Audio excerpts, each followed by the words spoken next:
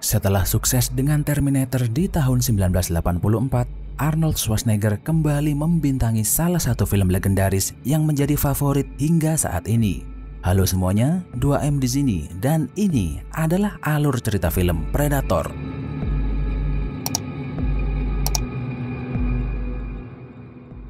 Film ini menceritakan petualangan seorang komandan pasukan elit yang bernama Dutch. Ia bertemu dengan kawan lamanya Dylan yang saat ini bekerja untuk CIA. Dylan kemudian menjelaskan kepada Dutch bahwa seorang menteri kabinet dan rombongannya berpergian dengan helikopter lalu menghilang begitu saja di tengah hutan. Ada kemungkinan helikopternya telah ditembak jatuh oleh kelompok pemberontak yang beroperasi di sana. Akhirnya Dutch, Dylan, dan anggota tim yang lain segera menuju ke lokasi jatuhnya heli tersebut. Setelah tiba di lokasi, anggota tim Dutch yang bernama Poncho menaiki rongsokan helikopter dan melihat beberapa keanehan di helikopter itu lalu melaporkannya kepada Dutch.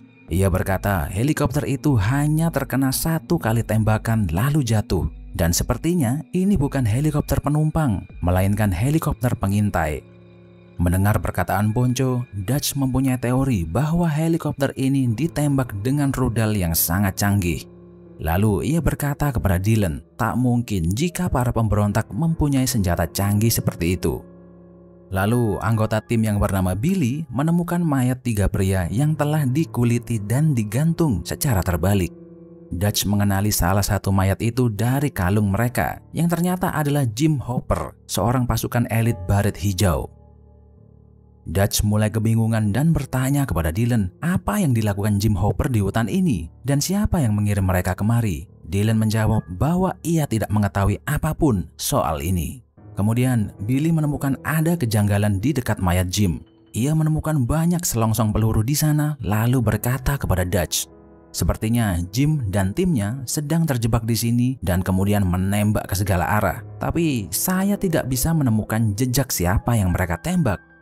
Mendengar keanehan itu, Dutch memutuskan untuk tetap fokus mencari sang menteri yang menghilang.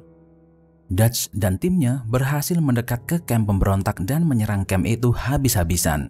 Tapi kemudian anggota tim yang bernama Mac berkata, Sandra yang ditahan di kamp itu bukan seorang menteri, melainkan seorang agen CIA. Dutch menyadari bahwa ia telah dijebak oleh Dylan. Dylan mengakui bahwa memang ia memperalat Dutch dan timnya untuk melakukan misi itu demi menghentikan pemberontakan besar-besaran yang akan terjadi. Sebenarnya, ia mengirim Jim Hopper untuk misi ini, tapi Jim beserta timnya tiba-tiba menghilang tanpa jejak. Dutch kemudian mendapat kabar buruk dari Hawkins bahwa sekelompok pemberontak sedang dalam perjalanan menuju kamp ini. Ia tak mau membuang waktu lalu segera pergi dari tempat itu. Dan Dylan bersikeras membawa seorang wanita pemberontak yang bernama Anna bersamanya. Dalam perjalanan, Billy merasa ada sesuatu yang tidak beres dengan hutan ini. Dia terlihat ketakutan dan hanya berdiri melihat ke arah pohon-pohonan lalu berkata, saya merasakan ada sesuatu yang sedang mengawasi kita semua dari pohon-pohonan itu. Semua orang dibuat merinding dengan perkataan Billy. Kesempatan ini digunakan Anna untuk melarikan diri, tapi Hawkins berhasil menangkapnya lagi. Ketika hendak membawa Anna kembali, ada makhluk yang membunuh Hawkins hingga darahnya tersirat di wajah Anna. Makhluk itu kemudian menyeret mayat Hawkins bersamanya. Poncho yang pertama kali datang ke lokasi berusaha mencari Hawkins dengan mengikuti jejak darah yang berada di tanah, tapi ia hanya menemukan isi perutnya saja. Dutch bingung kenapa pelaku tidak mengambil senjata dan peralatan milik Hawkins. Dylan kemudian berkata ada kemungkinan yang membunuh Hawkins adalah pelaku yang sama yang membunuh Jim Hopper dan timnya. Dutch kemudian memerintahkan anggota yang lain berpencar untuk menemukan mayat Hawkins. Saat sedang mencari, anggota tim yang bernama Blaine tiba-tiba tertembak senjata laser lalu tewas. Mac yang tak jauh dari lokasi segera bergegas ke arahnya. Lalu ia melihat makhluk yang tubuhnya hampir transparan dengan mata yang bersinar. Kemudian ia menembakkan senjatanya ke segala arah. Anggota tim lain kemudian menyusul dan juga ikut melepaskan tembakan. Setelah memeriksa area itu, Ponco memberitahu Dutch bahwa mereka tidak mengenai sasaran sedikit pun. Mac bersumpah bahwa ia melihat makhluk asing itu, tapi tak ada yang percaya dengan ceritanya. Lalu ia memasang banyak ranjau di area itu. Dan di malam harinya, ranjau Mac mengenai sesuatu. Semua orang berlari menuju ke arahnya, tapi ternyata itu hanya seekor babi hutan biasa. Setelah mereka kembali ke posisi masing-masing, mereka sadar bahwa ada yang mencuri mayat Blaine. Di pagi harinya, anggota tim yang masih hidup membuat jaring dari akar kayu. Setelah menunggu cukup lama, jebakan yang mereka buat berhasil menangkap sosok makhluk transparan itu. Tapi kemudian ia menembakkan laser ke arah tali yang menahan jaringnya dan berhasil kabur. Mac dan Dylan memutuskan untuk mengejar makhluk itu bersama-sama. Mereka melihat makhluk itu sedang berada di atas pohon. Mac akhirnya memutuskan untuk menyerangnya dari bawah. Tapi tanpa disadari, makhluk itu sudah membidik Mac dengan senapan laser lalu menembak kepalanya. Nasib naas juga menimpa Dylan. Tak lama setelah Mac tewas, ia pun terbunuh oleh makhluk itu. Dutch dan 3 orang sisanya melintasi jembatan kayu untuk menuju tempat penjemputan helikopter. Tapi kemudian Billy berencana untuk mengulur waktu agar yang lain bisa melarikan diri. Tak lama kemudian, Dutch mendengar teriakan Billy, tapi secepat kilat makhluk itu sudah berada di atas pohon dekat mereka dan menembak Ponco di kepala.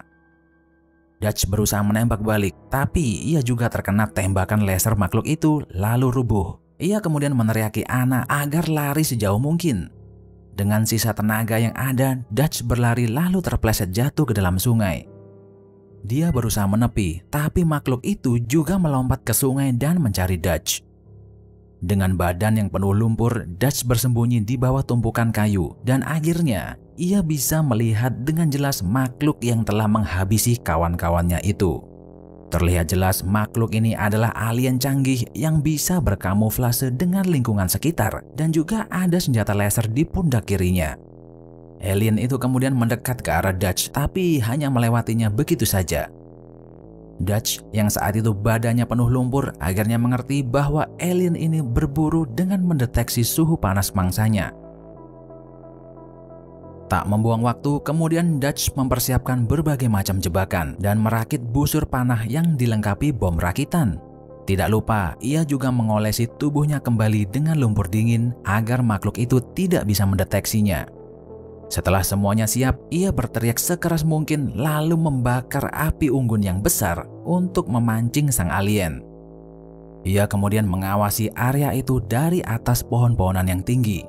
Tak lama kemudian, sang alien terlihat sedang berjalan di atas jembatan kayu dekat api unggun. Seketika itu juga, Dutch melepas tembakan panah dan tombak yang dilengkapi dengan bom rakitan ke arah alien itu berada dan berhasil merusak teknologi kamuflasenya.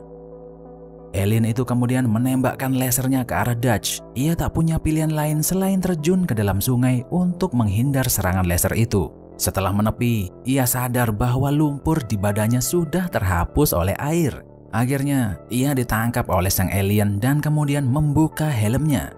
Dutch akhirnya bisa melihat wajah asli makhluk itu lalu berkata, "Kau ini makhluk terjelek yang pernah aku lihat." Lalu ia menghantamnya dengan balok kayu, kemudian berlari menuju jebakan yang dibuatnya. Dutch berusaha memancing alien itu dengan berkata, "Ayo cepat kemari dan bunuh saya, tunggu apa lagi?" Tapi alien ini cukup cerdas dan bisa mengetahui ada jebakan di situ. Lalu ia berputar arah menuju ke samping Dutch. Dia tak tahu jika di atasnya ada jebakan lain yang dibuat Dutch. Secepat mungkin, Dutch menjatuhkan balok kayu itu dan berhasil mengenai kepala sang alien. Kemudian ia menghampiri makhluk itu berniat untuk menghabisinya. Tapi ia melihat alien keparat yang sudah sekarat itu sedang menekan beberapa tombol di tangannya, kemudian tertawa keras. Dutch yang kebingungan kemudian berlari secepatnya dan tak lama kemudian area itu meledak. Ia berhasil sampai ke lokasi penjemputan dan akhirnya keluar dari hutan itu bersama Anna. Sekian video 2M kali ini, jangan lupa subscribe dan like videonya biar nggak ketinggalan update terbaru dari kami. Sampai jumpa di video berikutnya.